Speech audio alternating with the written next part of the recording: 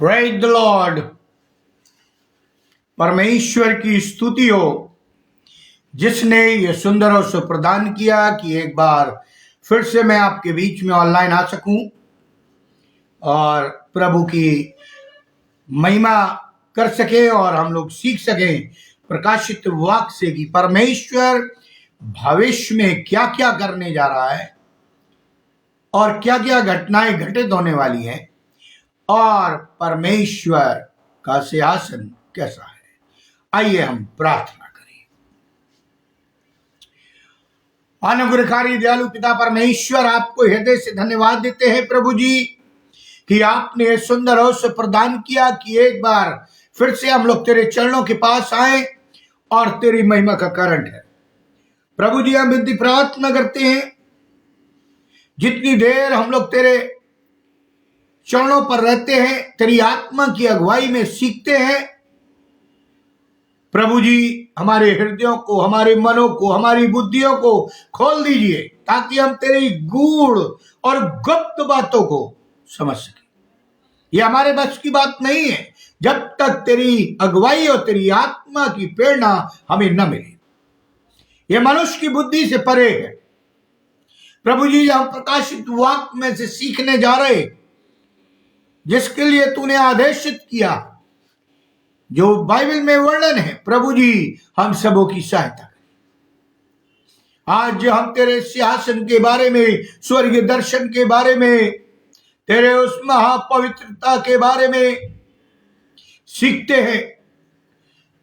प्रभु जी हमारे अंदर वो आत्मा डाल ताकि हम तेरा भय माने, तुझसे प्रेम करें, तेरे चरणों पर आए और तेरी महिमा करें।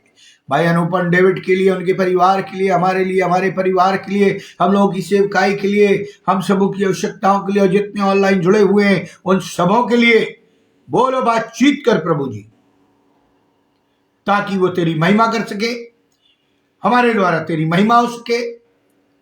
और प्रभु जी जो भी सीखते हैं हम उसे अपने हृदयों में लागू कर सके, तेरी गवाही का कारण बने। इस पुस्तक को, इस शिक्षाओं को सीखने में अपनी आत्मा की अगुवाई कर, प्रभु यीशु क्रीस्त के द्वारा, आमीन।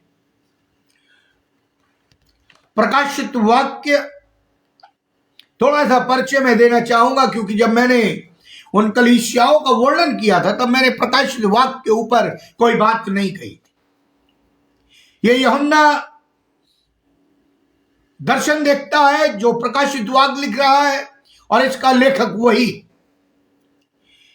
भविष्य में कलीसिया और उसका स्वामी कौन है और क्या क्या घटनाएं इस पृथ्वी पर घटने वाली है, उसका स्वामी कौन है, और कैसे प्रभु जब बादलों पर आएगा सेकंड कमिंग में, तो कौन उठाया जाएगा, कौन छोड़ा जाएगा, क्या दुनिया में होने जा रहा है, ये सारे भविष्य की बात इस बाइबल में दर्ज और अक्षर बाक्षर पूरी हो रही।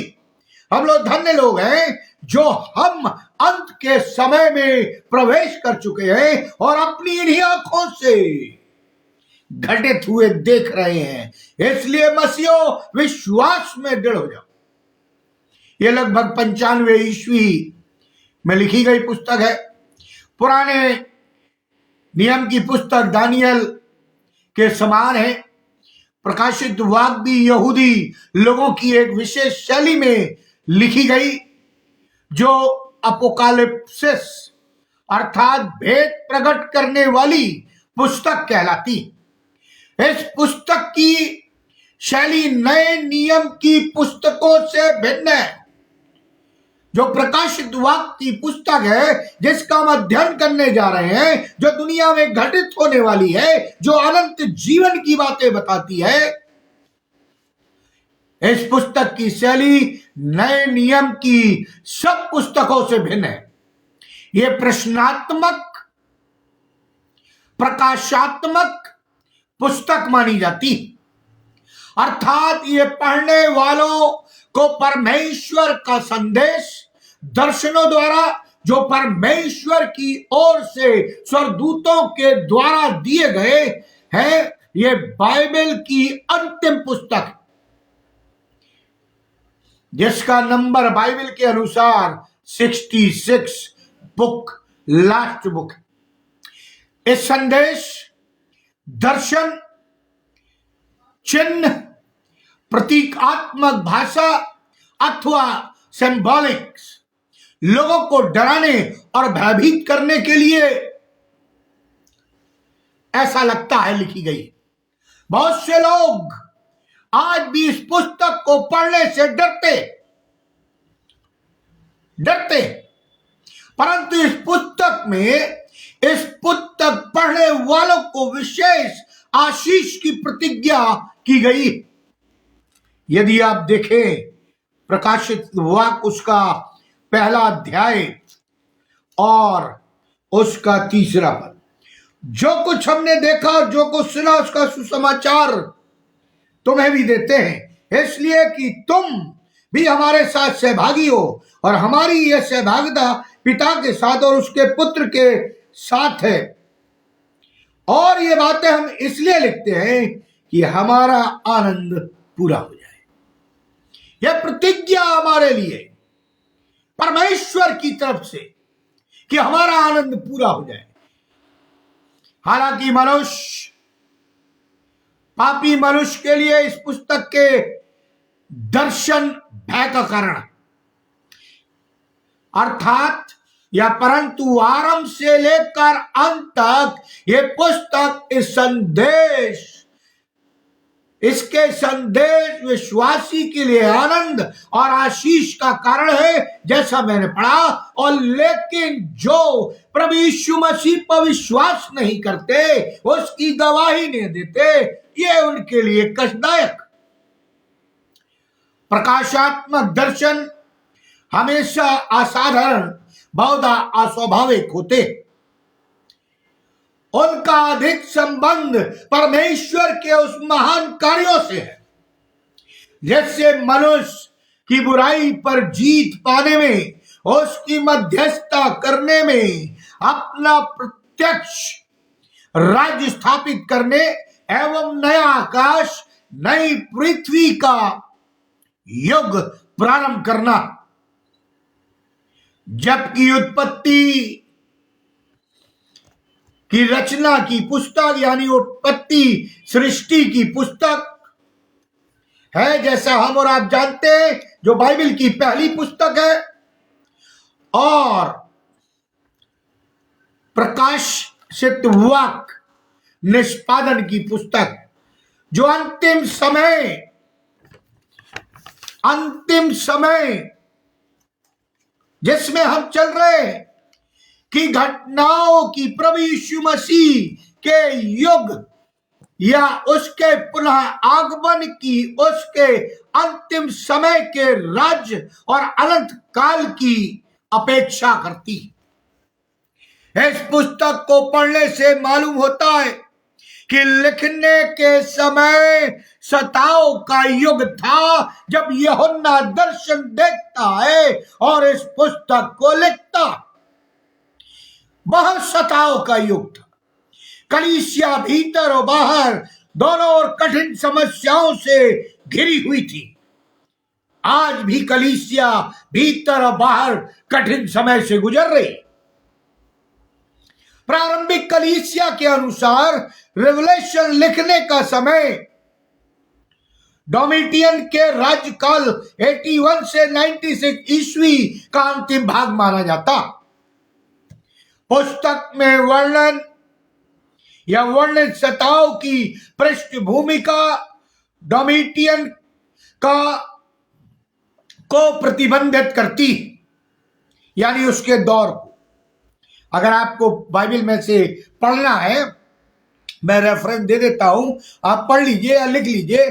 प्रकाशित वाक्य 2:10, 3 अध्याय 10, 6 अध्याय 9, 16 अध्याय 6, 18 अध्याय 24, 19 अध्याय 2 और 24 अध्याय 4 इस पद का वर्णन करता है। लौदीकिया की कलीसिया में नीरो के साम्राज्य के दौरान 62 यानी 62 ईस्वी में एक भूकंप आया था। मैंने आपको बताया प्रकाशित वाक्य लिखने के समय लौदीकिया का पुनः निर्माण हो चुका था। जब यह पुस्तक लिखी जा रही थी लौदीकिया का निर्माण हो चुका था। यूहन्ना ने वर्णन किया है कि प्रभु यीशु मसीह की आज्ञा के अनुसार उसने यह पुस्तक लिखी। प्रकाशित वाक्य 10 से 11 और 16 पद। कलीसियाओं की अंधकार पूर्ण दशा तथा विश्वासियों के सताव के कारण उत्साह का यह संदेश आवश्यक था जो पतमस टापू में लिखा गया हमारे और आपके लिए। इस पुस्तक में न केवल संसार की बातें कही गई, अब ध्यान से सुनिए, परंतु संसार के पार भविष्य और अनंत की बातों का समावेश इसमें पाया जाता है। शैतान इस पुस्तक से घृणा करता है और इसलिए उसने मसीहों के जीवन में, ईसाइयों के जीवन में यह डर भर रखा है, इसलिए वो इस पुस्तक को नहीं पढ़ते और ना ही उन्हें समझ में आती। हजारों मसीही मार डाले गए, उन्हें यातनाएं दी गई और राज के भिन्न भिन्न भागों में दासों की नाई काम करने को भेजा गया। हर तरह से निंदनीयता बढ़ती गई। दुष्ट लोग उन्नति करते जा रहे थे।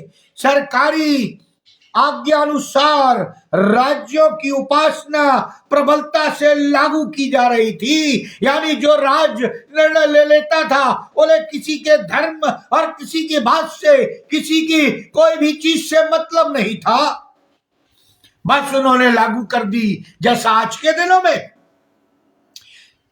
बहुत से लोग या मसीही लोग इस दुनिया में और एक दुविधा में पड़ गए थे कि यीशु मसीह वास्तव में परमेश्वर का पुत्र है या था जो सारी परिस्थितियों से ऊपर था। एक भयंकर सताव ने बहुत से लोगों के विश्वास को कमजोर कर दिया था। कलीसिया के लोगों के सामने यह प्रश्न अवश्य आए, क्या हम लोगों को निरंतर ही क्लेश में रहना पड़ेगा, यानी मरते दम तक क्लेश सहना पड़ेगा? कहीं शैतान और उसके दुष्ट अंत में जीत तो नहीं जाएंगे? ये सारे प्रश्न उन विश्वासियों के दिमाग में कौंध रहे थे जो सताव में जी रहे थे। इस पुस्तक में इन प्रश्नों का उत्तर स्पष्ट और निश्चित कि परमेश्वर ही सर्वोच्च बना रहेगा और उसकी कलीसिया तो पति के लिए सजाई गई दुल्हन स्वरूप है। प्रकाशित वाक्य 21:2 अनंत काल के लिए दृढ़ की जाएगी। ज्ञान के दो क्षेत्र हैं जिसे मनुष्य कभी भी नहीं समझ सकता जब तक कि वो परमेश्वर के दर्शन को प्राप्त ना कर ले। पहला ज्ञान का क्षेत्र सृष्टि के सभी वस्तुओं का आरंभ है। इस विषय पर विज्ञान यानी सृष्टि कहां से उत्पन्न हुई, कैसे उत्पन्न हुई, इस विषय पर विज्ञान अधिकार के साथ नहीं कह सकता। यह परमेश्वर का अधिकार है और परमेश्वर ने स्वर्ग और पृथ्वी को बनाया। हम आकलन लगाते, अनुभव करते, कल्पनाओं में जी रहे हैं, क्योंकि जब सृष्टि हुई उस समय विज्ञान नहीं था। आज लोग परमेश्वर के द्वारा सृष्टि को विज्ञान से तौलते, लेकिन जब परमेश्वर ने सृष्टि को रचा उस समय विज्ञान नहीं था कि वो अपनी वैज्ञानिक विधि का प्रयोग करे।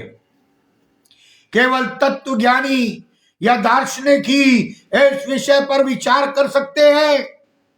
जो लीजिए फिर जो मनगढ़ंत बातें और किताबें दुनिया में घूम रही है, यह शैतान की तरफ से है। और केवल भविष्यवक्ता ही जिन्होंने परमेश्वर से दर्शन पाया है और इस सृष्टि के विषय में अधिकार के साथ बोल सकता है। दूसरा ज्ञान, पहला सृष्टि का हो गया, दूसरा ज्ञान इस क्षेत्र की कि मनुष्य के पास परमेश्वर का दर्शन होना चाहिए जो उसके भविष्य से संबंधित। जब तक परमेश्वर उस गुप्त बातों को प्रकट न करे, इस अंतिम युग में परमेश्वर के उपाय को देखे, हम नहीं जानते कि भविष्य में क्या रखा हुआ। आपको मालूम है कल क्या होगा? हम हाथ दिखाने जाते, पाम जो देखते हैं, हस्तलेखा जो देखते हैं उसके पास जाते, हम राशि वालों के पास जाते, हम ज्योतिषियों के पास जाते। ज्योतिषियों का युग खत्म हो गया प्रभु यीशु मसीह के आने के बाद, ऐसा बाइबल कहती है। उससे पहले ज्योतिषी मान्य थे, आदरणीय थे, अब नहीं। यीशु मसीह का दर्शन मानव जाति के लिए परमेश्वर द्वारा प्रकट किया गया, यह मनुष्य का अधिकार नहीं था। प्रकाशित वाक्य शब्द हिंदी अनुवाद है जो यूनानी शब्द के अपोक्लिप्स से अनुवाद हुआ, जिसका वर्णन है ढके हुए या पर्दे को हटाना। प्रकाशित वाक्य का यह मतलब है। दूसरे शब्दों में इसका अर्थ है कि हम जो कभी नहीं जान सकते जब तक परमेश्वर हमें ना दिखाए, हम जब तक कभी वो नहीं जान सकते जब तक परमेश्वर हमें ना दिखाए। हर व्यक्ति इस चीज को नहीं समझ सकता, इसकी बातें नहीं समझ सकता जब पवित्र आत्मा जब तक हमारी और आपकी अगुवाई ना करे। खोजा जो गाजा से जा रहा था, जो गाजा भी तबाह हो गया, वहां मंदिर से आराधना करके यरूशलेम मंदिर से गाजा की ओर जब जा रहा था, वो प्रभु का वचन पढ़ रहा था। प्रभु की आत्मा ने फिलिपुस से कहा, पहुंच, वो जो पढ़ता है समझता है। अरे जब तक पवित्र आत्मा हमें ना समझाए, जब तक प्रभु का दर्शन हमें प्राप्त ना हो, उसका ज्ञान हमें प्राप्त ना हो, हम इसको नहीं समझ सकते। उसने कहा मैं नहीं समझता, फिलिपुस ने उसे समझाया, उसने बपतिस्मा लिया, उद्धार पाया। प्रकाशित वाक्य परमेश्वर के लोगों के लिए परमेश्वर के द्वारा भेजा गया गुप्त संदेश। यदि हमें परमेश्वर के गुप्त संदेशों को समझना है तो हमें इस गुप्त संदेशों को खोलने के लिए चाबी की आवश्यकता है। और इस गुप्त संदेश को खोलने के लिए 18 चाबियां दी गई। मैं केवल एक चाबी का वर्णन करूंगा और वो है पवित्र आत्मा की कुंजी। चाबी का मतलब है कुंजी, बाकी चीजें मैं आगे बताता चलूंगा। पवित्र आत्मा की कुंजी, पवित्र आत्मा ही मुख्य कुंजी है जो सभी गुप्त भेद की बातों को खोलता एवं उसका कार्य है कि वो हमें सत्य की सभी आत्मिक बातें जो विशेष करके और उन आने वाले बातों को बताएंगी, यानी भविष्य को बताएंगी। यूहन्ना 16, 13 और 14 पढ़ लीजिएगा। अब मैं आपको ले चलता हूं जो मैंने अपने कैप्शन में टॉपिक डाला हुआ, स्वर्गीय सिंहासन, स्वर्गीय दर्शन प्रकाशित वाक्य के अनुसार, या उसका वर्णन। प्रकाशित वाक्य के 4 अध्याय में परमेश्वर के स्वर्गीय सिंहासन का अद्वितीय व अनुपम दृश्य दिखाया गया है। आपको मैंने पिछले संदेश में कहा था मैं स्वर्ग और परमेश्वर के सिंहासन की बात करूंगा। हम कहते ना हम स्वर्ग जाएंगे, हम स्वर्ग जाएंगे। पौलुस तीसरे स्वर्ग तक उठा लिया गया। क्या है पहला स्वर्ग, क्या है दूसरा स्वर्ग, क्या है तीसरा स्वर्ग? और परमेश्वर कहाँ विराजमान है, ये सारी बातें इसमें लिखी हुई है। आप प्रार्थना करिए कि परमेश्वर आपको बुद्धि दे, समझ दे कि आप समझ सके। यूहन्ना आत्मा में स्वर्ग में पहुंचाया गया और वहां उसने स्वर्ग के परमेश्वर के पराक्रम, सम्मान व महिमा को देखा है। और यूहन्ना ने यह भी देखा कि वो किस प्रकार से स्वर्ग में परमेश्वर की आराधना और उपासना होती है। परमेश्वर की आराधना उपासना। आज हम कलीसिया में क्या करने जाते हैं? पॉलिटिक्स करने जाते हैं, पद को प्राप्त करने जाते हैं। क्या करने जाते हैं हम और आप? लिखा है वहां परमेश्वर की आराधना और महिमा और आदर सम्मान होना चाहिए। लेकिन बड़े दुख के साथ कहना पड़ता है, ऐसा कलीसिया में दिखाई नहीं देता।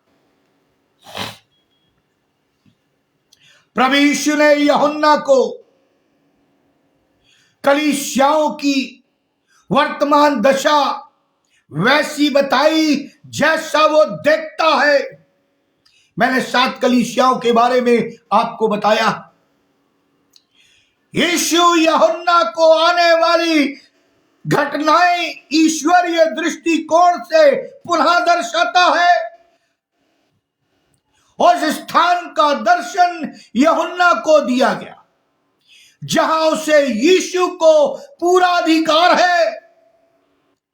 वो ऐश्वर्य रीति से अवर्णनीय महिमा में राज करता है। मैं आपके लिए 4था अध्याय पढ़ना चाहूंगा एक बार, शायद आप पढ़ के नहीं आए, नहीं तो आपको मेरी बातें समझ में नहीं आएंगी। 3-4 मिनट लगेंगे, लेकिन सुनिए तब आप मेरी बात को समझ पाएंगे। इन बातों के बाद जो मैंने दृष्टि की तो क्या देखता हूं कि स्वर्ग में एक द्वार खुला हुआ है, और जिसको मैंने पहले तुरही में से शब्द से अपने साथ बातें करते सुना था, वही कहता है यहां ऊपर आ जा, और मैंने वे बातें तुझे दिखाऊंगा जिनका इन बातों के बाद पूरा होना आवश्यक।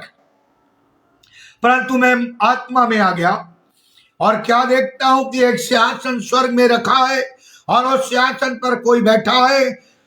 जो उस पर बैठा है वो यशब माणिक सा दिखाई पड़ता है, और उस सिंहासन के चारों ओर मकरद सा एक मेघधनुष दिखाई देता है। और सिंहासन के चारों ओर 24 सिंहासन है, और उन सिंहासनों पर 24 प्राचीन श्वेत वस्त्र पहने हुए बैठे हैं, और उनके सिरों पर सोने के मुकुट हैं। और सिंहासन में से बिजलियां और गर्जन निकलते हैं, और सिंहासन के सामने आग के 7 दीपक जल रहे हैं। वे परमेश्वर की 7 आत्माएं, परमेश्वर की 7 आत्माएं। और उस सिंहासन के सामने मानो बिल्लौर के समान कांच सा समुंदर है। सिंहासन के बीच में और सिंहासन के चारों ओर 4 प्राणी हैं, जिनके आगे पीछे आंखें ही आंखें हैं। पहला प्राणी सिंह के समान, और दूसरा बछड़े के समान, तीसरा प्राणी का मुंह मनुष्य का सा, और चौथे प्राणी उड़ते हुए उकाब के समान है। चारों प्राणियों के 6-6 पंख हैं, और चारों ओर भीतर आंखें ही आंखें, और वे रात दिन बिना विश्राम किए ये कहते रहते हैं। क्या कहते हैं? सुनिए, पवित्र पवित्र पवित्र प्रभु परमेश्वर सर्वशक्तिमान, जो था, जो है और जो आने वाला है। जब वे प्राणी उसकी जो सिंहासन पर बैठा और युगानुयुग जीवता है महिमा और आदर और धन्यवाद करेंगे, तब 24 प्राचीन सिंहासन पर बैठने वाले के समान गिर पड़ेंगे और उसे जो युगानुयुग जीवता है प्रणाम करेंगे, और वे अपने अपने मुकुट सिंहासन के सामने ये कहते हुए डाल देंगे, हे हमारे प्रभु परमेश्वर, तू ही महिमा आदर और सामर्थ के योग है, क्योंकि तू ही ने सब वस्तुएं सिरजी और वे तेरी ही इच्छा से थी और सिरजी गई। ये 4था अध्याय। अब मैं आपको परमेश्वर का दर्शन या स्वर्गीय दर्शन और स्वर्गीय सिंहासन की ओर ले चलता। प्रियो, संसार के इतिहास में बहुत ध्यान से सुनिए, संपूर्ण संसार के इतिहास में गिनती के लोग ही हुए जिन्होंने परमेश्वर के सिंहासन या स्वर्गीय दर्शन किए। स्वयं प्रभु यीशु मसीह परमेश्वर का इकलौता पुत्र, जिसने परमेश्वर के स्वरूप में होते हुए भी परमेश्वर के समान होने को अपने अधिकार में रखने की वस्तु न समझा, उसने अपने आप को ऐसा शून्य कर दिया कि दास का रूप धारण कर मनुष्य की समानता में हो गया। फिलिपियों 2:6 और 7 इस बात की गवाही देता, ताकि मनुष्य मानव भी परमेश्वर व उसके सिंहासन के दर्शन कर सके। कितने लोगों ने परमेश्वर के सिंहासन, परमेश्वर के दर्शन, स्वर्गीय सिंहासन के दर्शन की अभिलाषा की, परंतु ना कर सके। वो सिंहासन जिस पर हमारा सर्वशक्तिमान परमेश्वर बैठता है, वह एक बड़े चौरस क्षेत्र में है, चौड़े स्थान में है, ऐसा बाइबल कहती है। जो इस फटिक के समुद्र की नाई दिखता, स्वर्गीय सिंहासन से जो बिजली और गर्जन निकलती है। सिंहासन कोई साधारण नहीं है, सिंहासन कोई वस्तु का बना हुआ नहीं है। ऐसा सिंहासन ना तो पृथ्वी पर है, ना पाताल में है, केवल ये परमेश्वर का सिंहासन है जो वहां पर विराजमान है, और ऐसा सिंहासन दूसरा भी नहीं है। उसमें से बिजली निकलती, गर्जन निकलती है, और सिंह के समान परमेश्वर की सब कुछ देखने की आत्मा की ज्वलंत सामर्थ, सर्वशक्तिमान परमेश्वर का एक आश्चर्य कर्म में डालने वाला चित्र प्रकाशित वाक्य 4 अध्याय में प्रकट किया गया, जिसका विशेष पद कोई अन्य प्राणी नहीं हो सकता। सर्वशक्तिमान के चारों ओर छोटे सिंहासनों पर गोले में बैठे हुए 24 प्राचीन हैं। परमेश्वर का अद्भुत सिंहासन है। लौ निकल रही है, बिजली गड़क रही है, गर्जन हो रही है, ज्वाला अंदर और बाहर से उठ रही है। ये परमेश्वर का सिंहासन है, लेकिन जो वहां पर विराजमान है 24 प्राचीन है। लिखा है बाइबल में, वे गोले में, छोटे से सिंहासनों के गोले में बैठे हुए हैं। सिंहासनों के बीच 4 अद्भुत दिखने वाले जीवित प्राणी। प्रकाशित वाक्य 4 अध्याय 8 पद पढ़ लीजिए, अभी पढ़ा मैंने। प्रभु यीशु के शिष्यों में यूहन्ना और याकूब की मां प्रभु यीशु मसीह के पास आती। कई बार आपने इस पर प्रचार भी सुना, और कहने लगी कि हे प्रभु, मेरी इच्छा है यह है कि उसके दोनों पुत्रों में से प्रभु के राज में एक उसके सिंहासन के दाहिने और एक उसके सिंहासन के बाएं बैठने का अधिकार पाए। यह बाइबल में वर्णन है। परंतु यीशु ने कहा, स्वर्गीय पद व स्थान देना पिता का काम है। यह पिता का काम है। कौन दाहिने बैठेगा, कौन बाएं बैठेगा। यूहन्ना के दर्शन का अर्थ है अधिक स्पष्ट यह होता है कि जब जीवित प्राणी और प्राचीन परमेश्वर की स्तुति और आराधना करते हैं, मुख्यतः बात होती है तो यह है कि स्वर्ग में परमेश्वर की आराधना बराबर होती रहती है। 24 घंटे घंटों परमेश्वर की आराधना होती है। हम 1-2 घंटे में घबरा जाते हैं जो हम कलीसिया में जाते हैं। 1-2 घंटे आराधना हमसे नहीं होती। पास्टर साहब ज्यादा समय ले ले तो हम बगले झांकने लगते हैं, घड़ियां देखने लगते हैं। क्यों? ये एक प्रश्न चिन्ह मसीहों पर लगा हुआ और हम कहते हैं हम स्वर्ग जाएंगे। मैंने पहले भी बीच में कई बार सवाल किया, आप स्वर्ग जाकर करेंगे क्या? यदि आप यहां स्तुति महिमा नहीं कर सकते तो वहां तो आपको स्तुति महिमा करना ही है। आप वहां पर करेंगे क्या? ये परमेश्वर ने हमें प्रैक्टिस करने के लिए यहां पर दिया है कि हम उसकी आराधना करें, स्तुति करें, अपने दिलों को खोलकर, अपने मनों को फाड़कर, अपनी ऊंची आवाज में हाथों को उठाकर जैसा भी हम करें उसका आदर सम्मान और स्तुति करें। प्रियो, जब यूहन्ना ये देखता है और आपको मालूम है ये संभव है कि जीवित प्राणी प्राकृतिक रचना के प्रतिनिधि हैं। हम और आप प्राकृतिक रचना के प्रतिनिधि हैं जो जीवित प्राणी हैं और प्राचीन नई सृष्टि के प्रतिनिधि हैं जो 24 प्राचीन वहां पर बताए गए हैं। वो नए यरूशलेम और नई सृष्टि के प्रतिनिधि हैं जिनका उद्धार परमेश्वर के अनुग्रह से हुआ है।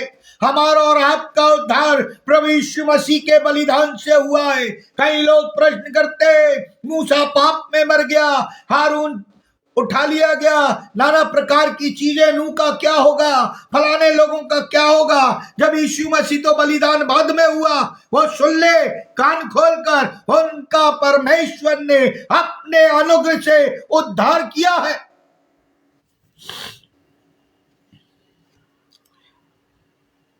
जिनका उद्धार परमेश्वर के अनुग्रह से हुआ,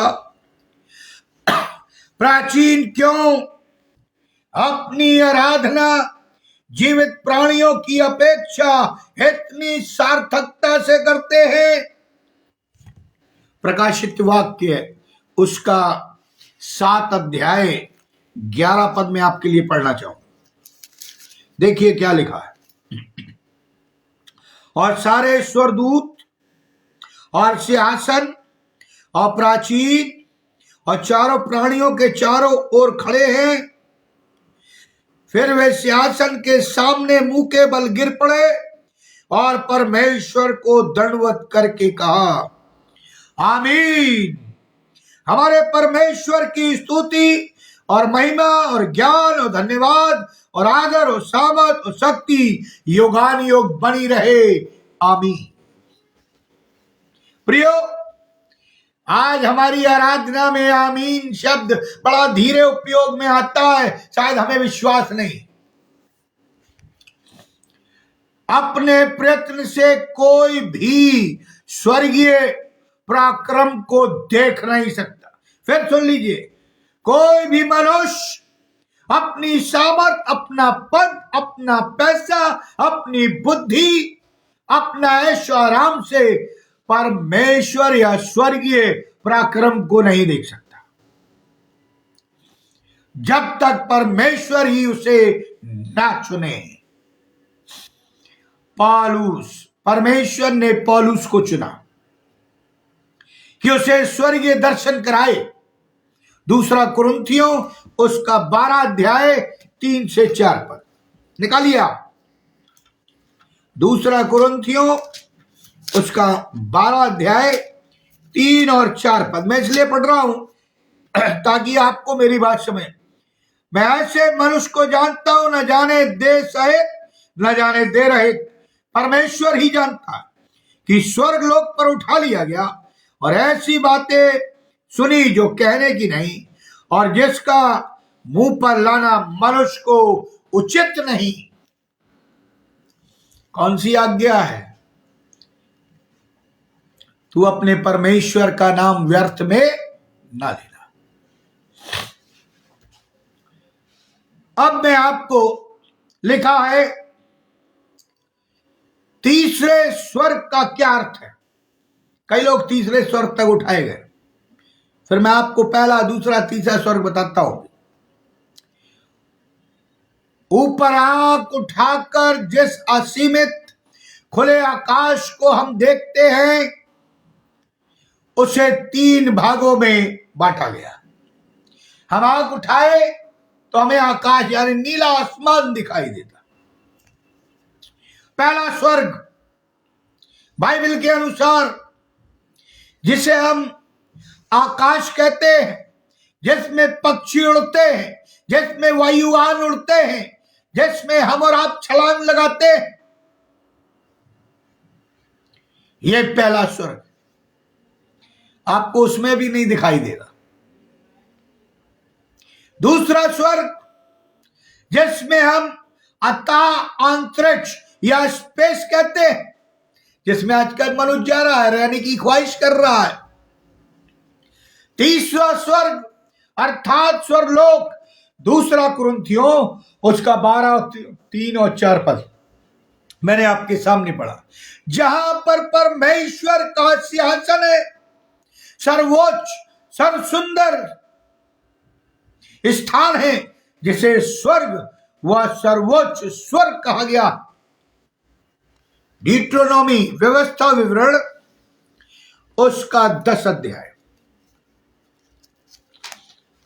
व्यवस्था विवरण उसका 10 अध्याय 14 पद में आपके लिए पढ़ूंगा।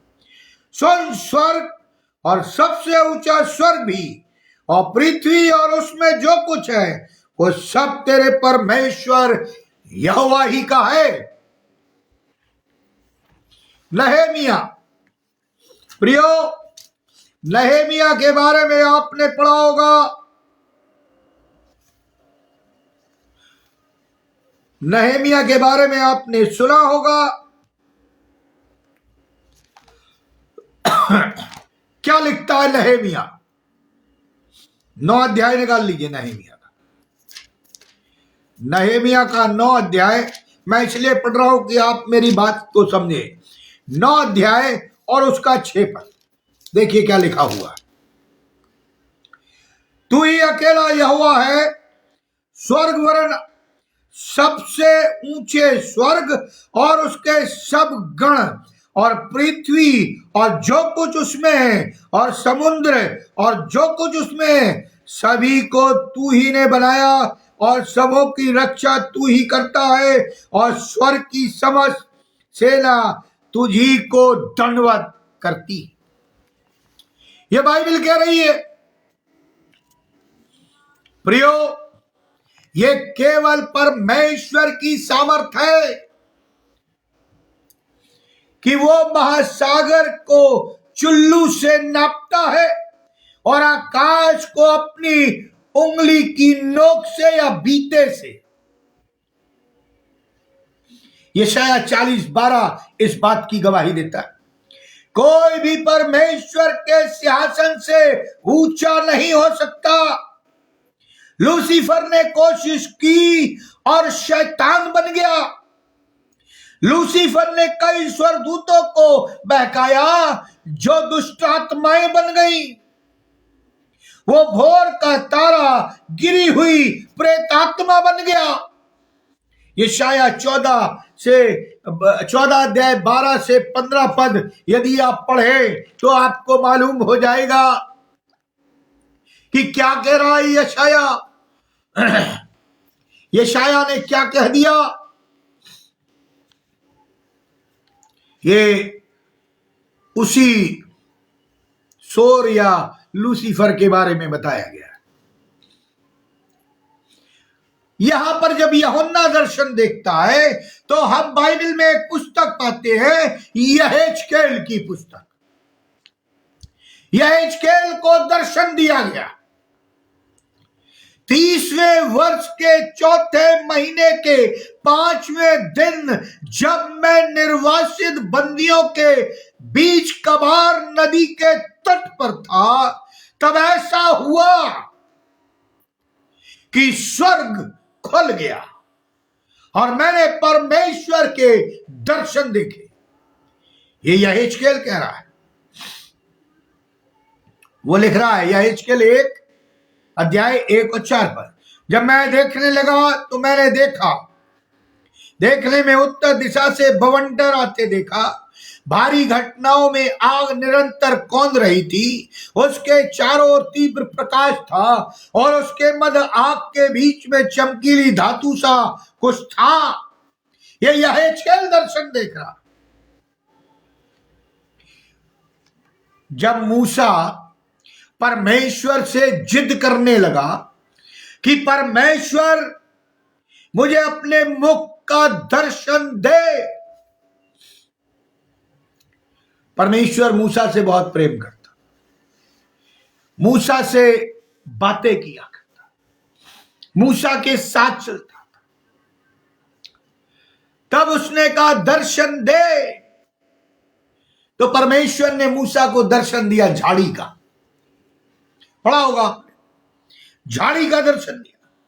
परमेश्वर ने कहा जा, मेरी प्रजा जो गुलामी में है, बहुत दरिद्र दशा में है, उसकी चीख पुकार, उनकी प्रार्थना मैंने सुन ली है, जा उनको छुड़ा के ला। तब परमेश्वर ने दर्शन दिया, चला गया, मूसा आया। लेकिन मूसा निरंतर कहता रहा परमेश्वर से मुझे अपने मुख का दर्शन दे,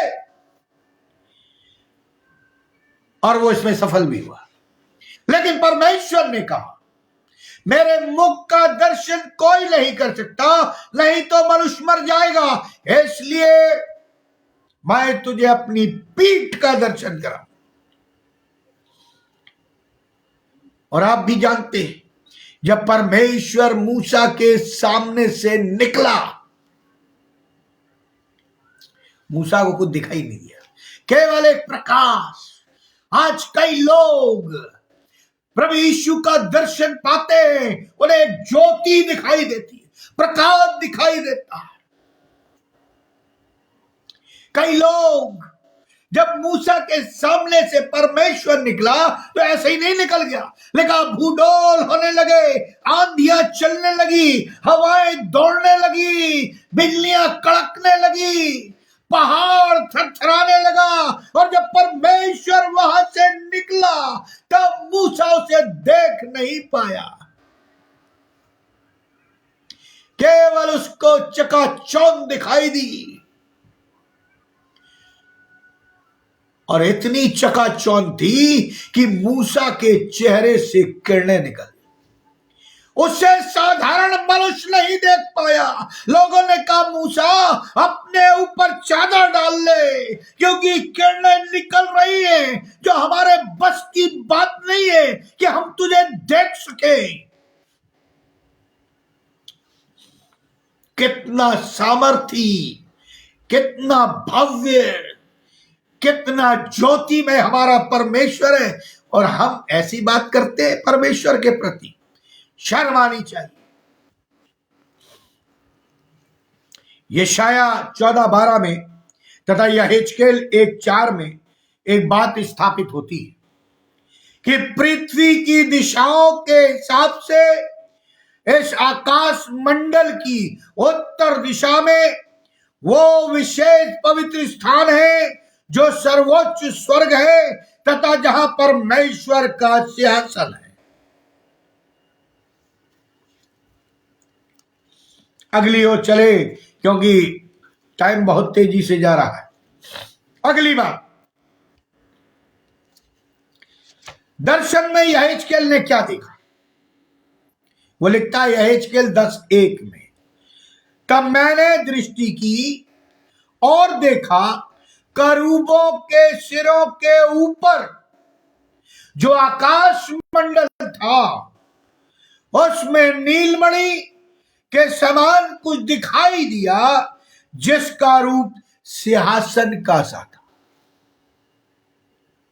यहेजकेल 10:1। फिर आगे लिखता यहेजकेल 1:9 और 10वां पद, प्रकाशित वाक्य 4:7 का निचोड़ यह है कि उस सिंहासन के पास 4 प्राणी थे, उनमें से एक का मुख मनुष्य का सा था, एक का सिंह या शेर का सा था, एक का बैल का सा था, और एक का उकाब के पक्षी का सा था, और उनके पंख थे। पंख आपके तो नहीं, पढ़िएगा। बेबीलोन के राजा बेलशस्सर के राज्य के पहले वर्ष में दानियल को भी स्वर्ग के परमेश्वर व उसके सिंहासन का दर्शन स्वप्न में दिखाई दिया गया। दिखाया परमेश्वर ने दानियल को भी। कई बातें दानियल अंत के समय की करता है जो यहेजकेल से, यशायाह से, प्रकाशित वाक्य से मिलती है। दानियल 7:9-10 में लिखा हुआ है, मेरे देखते देखते सिंहासन रखे गए, अनादि काल का प्राचीन विराजमान हुआ, उसका वस्त्र हिमसा श्वेत था और सिर के बाल शुद्ध ऊन के समान थे। उसका सिंहासन अग्नि में आग की ज्वाला था, उसके पहिए धधकती हुई आग के थे, उसके सामने से आग की एक धारा निकलकर बह रही थी। हजारों लोग उसकी सेवा कर रहे थे और लाखों लाख लोग उसके समक्ष उपस्थित थे। ये दानियल कह रहा है, ये दानियल कह रहा है। प्रियो, मैं आपको जो समझाना चाह रहा हूं वो ये है, दानियल की पुस्तक उसका 7 अध्याय 13 और 14 पद में आपके लिए पढ़ूंगा। 13 और 14 पद। मैंने रात में स्वप्न में देखा और देखो मनुष्य के समान सा कोई आकाश के बादलों समेत आ रहा था। जैसा आप मसीह देख रहे हैं कि यीशु मसीह आएगा बादलों पर लेने, और वो उस अति प्राचीन के पास पहुंचा और उसको वे उसके समीप लाए। तब उसको ऐसी प्रभुता, महिमा और राज दिया गया कि देश देश और जाति जाति के लोग, भिन्न भिन्न भाषा के बोलने वाले सब उसके अधीन हो। उसकी प्रभुता सदा तक अटल और उसका राज अविनाशी ठहरा। यह प्रभु यीशु मसीह की बात कर रहा है। आगे बढ़ते, प्रभु यीशु मसीह जब यीशु की गवाही देने पर स्तिफनुस को पत्थरवाह करके मारा जा रहा था, तो अब बाइबल पढ़े, स्तिफनुस स्तुति कर रहा था, आराधना कर रहा था, और पौलुस उसके कपड़ों की रखवाली कर रहा था। पढ़िए बाइबल। और स्तिफनुस जब पत्थरवाह किया जा रहा था, बाइबल में लिखा है कि उसने आकाश को खुला हुआ देखा और स्वर्गीय दृश्य का दर्शन उसे प्रभु यीशु के द्वारा कराया गया। उसने कहा, प्रकाशित वाक्य उसका 7 अध्याय 56 पद, देखिए क्या कहता है। देखो, मैं स्वर्ग को खुला हुआ और मनुष्य के पुत्र को परमेश्वर के दाहिनी ओर खड़ा देखता हूं। यह स्तिफनुस कह रहा है। क्या आपको प्रभु के दर्शन हुए? यूहन्ना को प्रकाशित वाक्य के 4 अध्याय में विस्तार पूर्वक स्वर्ग से स्वर्ग के परमेश्वर व उसके सिंहासन का दर्शन दिया गया। प्रकाशित वाक्य 4:1 में पढ़ लीजिएगा। यूहन्ना अपने दर्शन का वर्णन आगे इस प्रकार करता है, पढ़ना चाहूंगा मैं, क्या कहता है। देखिए, प्रकाशित वाक्य 4:2-4। परंतु मैं आत्मा में आ गया और क्या देखता हूं कि एक सिंहासन स्वर्ग में रखा है, उस सिंहासन पर कोई बैठा है, जो उस पर बैठा है वो यशब और मणिक सा दिखाई पड़ता है और उस सिंहासन के चारों ओर मरकत सा एक मेघधनुष दिखाई देता है। उस सिंहासन के चारों 24 सिंहासन है। उन सिंहासनों पर 24 प्राचीन श्वेत वस्त्र पहने हुए बैठे और उनके सिरों पर सोने के मुकुट, सोने के मुकुट। यानी ऐसा लगता है कोई मीटिंग चल रही, कोई ऐसी बात वहां हो रही है जो पृथ्वी के विषय में और अनंत के विषय में डिसीजन लिया जा रहा है। जैसे विधानसभा संसद में होता है, ऐसे वहां पर यह मीटिंग चल रही है। ये 24 प्राचीन कौन है?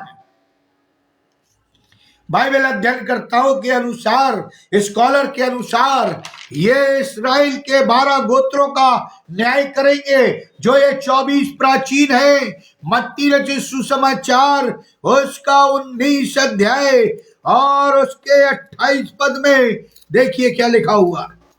मत्ती रचित सुसमाचार उसका 19 अध्याय और उसके 28 पद में यीशु ने कहा, मैं तुमसे सच कहता हूं कि नई सृष्टि में जब मनुष्य का पुत्र अपनी महिमा के सिंहासन पर बैठेगा, तो तुम भी जो मेरे पीछे हो लियो हो 12 सिंहासनों पर बैठकर इस्राएल के 12 गोत्रों का न्याय करोगे। ये प्रभु यीशु मसीह खुद कह रहे हैं, ये मैं नहीं कह रहा, ये प्रभु यीशु मसीह कह रहे हैं। हमें उन गोत्रों का न्याय करना है। प्रियो, यहां प्राचीनों का वर्णन किया। परमेश्वर का सिंहासन कैसा है, सवाल उठता है। इन चारों प्राचीनों का वर्णन है 7वें पद में किया गया है, 4 अध्याय के 5, 6, 7, जो कि वैसा ही है। यह हिजकिय्याह ने अपनी पुस्तक के पहले व 10वें अध्याय में दिया है। विशिष्ट प्राणी स्वर्ग में परमेश्वर की स्तुति और महिमा हो रही है। वे दिन और रात कहते हैं और कहते हुए नहीं थकते, पवित्र पवित्र पवित्र प्रभु परमेश्वर सर्वशक्तिमान है, जो था, जो है और जो आने वाला है। आने वाला है इस पृथ्वी पर हमें और आपको लेने। प्रकाशित वाक्य 4:8 पढ़ लीजिएगा। यशायाह 6 अध्याय 1 से 5 में भी हम देखते हैं कि शराब जो स्वर्गदूतों की एक जाति है। कभी समय मिला तो स्वर्गदूतों के बारे में भी बताऊंगा, ये कितने प्रकार के, इनकी जातियां कितनी, ये खाते क्या है, जिनसे 24 घंटे परमेश्वर की आज्ञा के अनुसार मनुष्यों की सेवा में और प्रभु की महिमा में लगे हुए। क्या ये अभी विषय नहीं? जो था, जो है और जो आने वाला। ये शायद अभी देखता है कि शराब जो स्वर्गदूतों की एक प्रजाति है, यही शब्द उच्चारण कर प्रभु की महिमा कर रहे हैं। क्या कर रहे हैं? यशायाह 6:3 में लिखा है, सेनाओं का यहोवा पवित्र पवित्र पवित्र है, संपूर्ण पृथ्वी उसके तेज से परिपूर्ण या भरपूर है। यहां 3 बार पवित्र शब्द का प्रयोग किया गया। 3 पर पवित्र शब्द का प्रयोग करने की संभावनाएं क्या है? क्यों 3 बार कहा गया है? यदि आप इसकी खोजबीन करें या पढ़ें तो वहां लिखा हुआ है पवित्र। पहली बात जो पवित्र शब्द यूज हुआ वो है परमेश्वर पिता। जो दूसरा पवित्र शब्द यूज हुआ वो पुत्र परमेश्वर यीशु मसीह। और जो तीसरी बार पवित्र शब्द यूज हुआ वो पवित्र आत्मा परमेश्वर। तभी तो लिखा है, जो पवित्र आत्मा के विरोध में पाप करेगा वो क्षमा योग्य नहीं है। यानी ये त्रिएक परमेश्वर की बात कर रहा है, पवित्रता की बात कर रहा है। प्रकाशित वाक्य के 4 अध्याय के अगले पदों में स्वर्ग के सिंहासन के सामने स्वर्गीय प्राणियों अर्थात करूबों, अब ये दूसरी प्रजाति है स्वर्गदूतों की। एक सराप थी, एक करूबों। सरापों व प्राचीनों के द्वारा सर्वशक्तिमान को सम्मान कैसे दिया जाता है, ये बाइबल में बताया गया।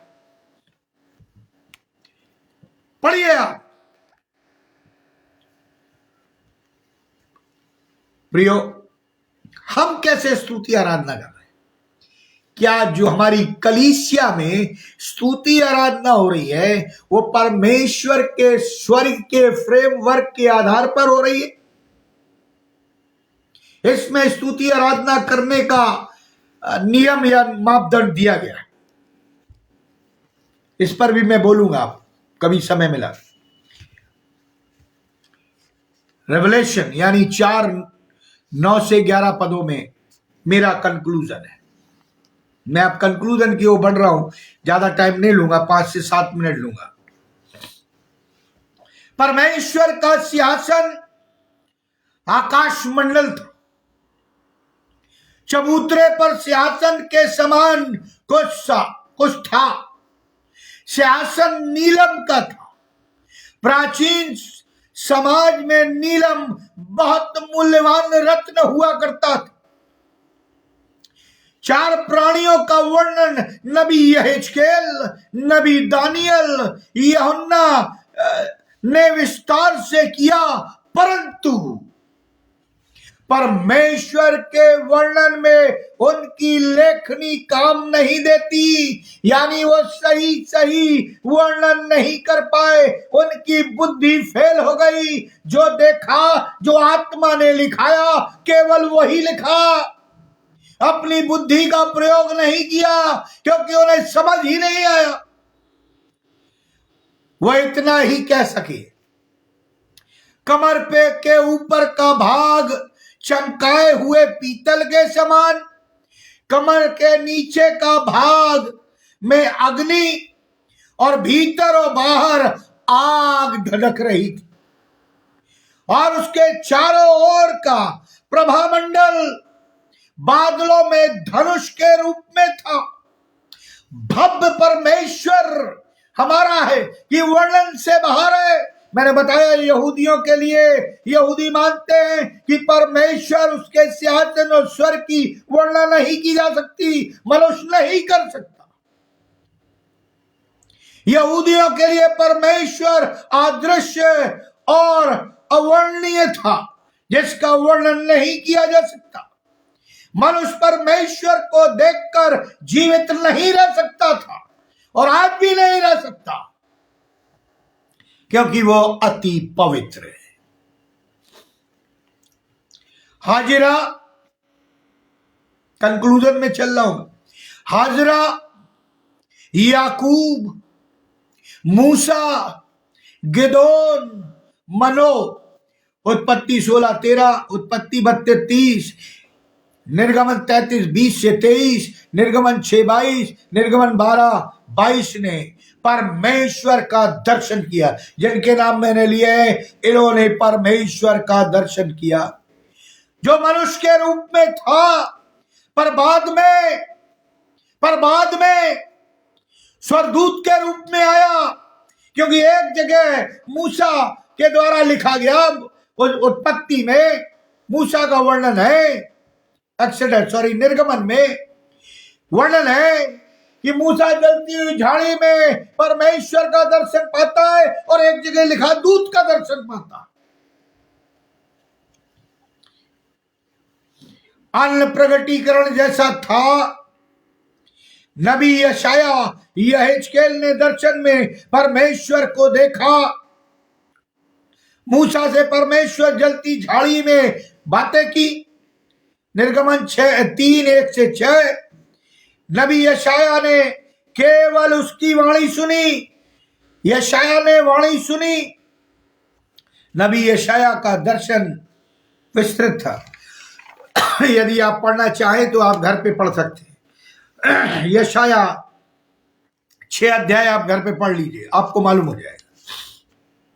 यशाया वाणी सुनता है, पूरा दर्शन सुनकर करता है।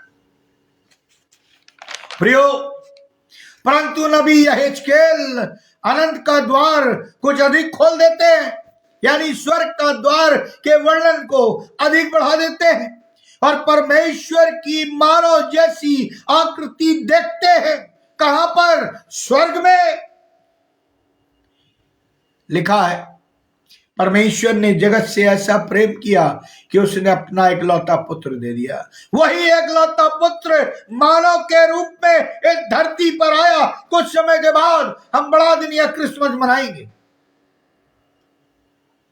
मनुष्य के रूप में आया। आकृति इतनी तेजोमय थी कि वो अग्नि जैसी प्रतीत हो रही थी। आगे चलकर नबी दानियल ने उसका वर्णन प्राचीन पुरुष के रूप में किया। मैंने अभी आपको पढ़ के सुनाया था दानियल 7:9 में। प्रियो, परमेश्वर के सिंहासन का वर्णन तो हमें मालूम है, लेकिन कभी न्याय की भी बात कर लिया करें। आज मनुष्य हर चीज से डरता है, लेकिन परमेश्वर से नहीं डरता। क्यों? क्योंकि उसने प्रकाशित वाक्य नहीं पढ़ा है। और मेरा अगला संदेश मुहरबंद पुस्तकों को खोलने का है। तब मनुष्य को समझ में आएगा कि परमेश्वर इस पृथ्वी पर क्या करने जा रहा है। हाहाकार मचने वाला है। अभी तो आप छोटी मोटी लड़ाइयां देख रहे हैं। इस्राइल इराक को मार रहा है और नाना प्रकार की लड़ाइयां आपस में, यूक्रेन और रूस, अमेरिका, इस्राइल और मिस्र और ये सब, लेबनान, ये सब बाइबल में दिया गया। कई लोग मुझे मैसेज करते और फोन करते, पादरी साहब इस युद्ध के बारे में बताइए। अगली बार मैं आपको बताऊंगा। इसमें लिखा हुआ है, पढ़िए आप। यह युद्ध कितने दिन चलेगा? क्यों इस्राएली बंधक नहीं छुड़ा पा रहे, जबकि वो विजयी हो रहे हैं युद्ध में, लेकिन बंधक नहीं छुड़ा पा रहे। यह भी लिखा हुआ है, पढ़िए आप। परमेश्वर की गुण बातों को समझने के लिए पवित्र आत्मा की आवश्यकता जरूरी है, उसकी परिपूर्णता जरूरी है। और अंत में कहना चाहूंगा, हमारा परमेश्वर इतना तुच्छ और निकम्मा नहीं है जितना हमने और आपने बना दिया। अपने पापों के कारण, अपने स्वार्थ के कारण, अपने लोभ के कारण, अपने पद के कारण। डरिए, डरिए जैसे इस्राएली डरते यहोवा से। परमेश्वर एक आग है, तभी तो आग के खंबे के रूप में उसने इस्राएलियों की अगुवाई की। लिखा है, मैं जलन रखने वाला परमेश्वर। यदि हम उसके विरोध में खड़े होंगे, यदि हम उसके पवित्रता को भंग करेंगे, यदि हम उसकी आराधना स्तुति नहीं करेंगे, यदि हम कलीसिया में फूट डालेंगे, यदि हम परमेश्वर या प्रभु यीशु के अनुयायी नहीं होंगे, तो वो हमें और आपको मार देगा। अगर बचना चाहते हैं तो प्रभु यीशु मसीह को अपनाइए। बचना चाहते हैं तो प्रभु यीशु को अपनाइए, नहीं तो हम बच नहीं पाएंगे। प्रियो, परमेश्वर अपने सिंहासन पर विराजमान है, जो अद्भुत है। और परमेश्वर चाहता है कि हम न्याय करें, स्वर्गदूतों का न्याय करें, उन 12 गोत्रों का न्याय करें। अगर आप उसमें शामिल होना चाहते हैं, जिए। परमेश्वर आप सबों को आशीष दे। आइए हम प्रार्थना करें। अनुग्रहकारी दयालु पिता परमेश्वर, हम आपसे विनती प्रार्थना करते हैं प्रभु जी, ना तो हमारी औकात है कि हम आपको देख सके, ना हम इस योग्य हैं प्रभु जी। उस इस्राएल में तूने कहा जब एक व्यक्ति तेरे पास आया, कह दे यहीं से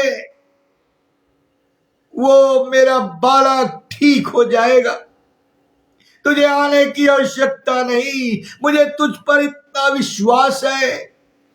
तूने कहा आज तक मैंने ऐसा विश्वास इस्राएलियों में नहीं पाया। ओ प्रभु जी, हमें क्षमा कर, हम पर दया कर, अपने कोप को ना भड़काना। ओ प्रभु जी, हम पर दया करना, ताकि हम अपनी पवित्रता को ना खोले पाए जो तूने हमें दी है, और तेरी पवित्रता को कलंकित अपने जीवन से न करने पाए, बल्कि तेरे लहू से शुद्ध और पवित्र हो जाए और उस पवित्रता को थामे रहे।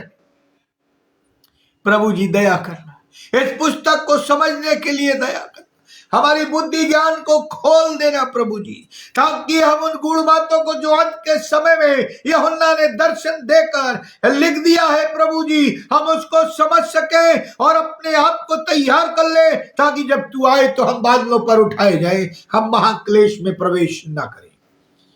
प्रभु जी हम सबों को आशीषित कर इस विनती को सुनिए, ग्रहण करिए प्रभु यीशु ख्रीस्त के द्वारा, आमीन। अब परमेश्वर पिता का प्रेम, प्रभु यीशु मसीह का अनुग्रह और पवित्र आत्मा की सहभागिता हम सब विश्वासियों के साथ, विशेष तौर से भाई अनुपम डेविड और हमारे परिवार और जितने ऑनलाइन है या बाद में जुड़ते हैं उन सबों के साथ, जब तक तू दोबारा आने से ठहरता है, जीवन के अंत तक बनी रहे, आमीन। परमेश्वर आप सबों को आशीष दे, आमीन।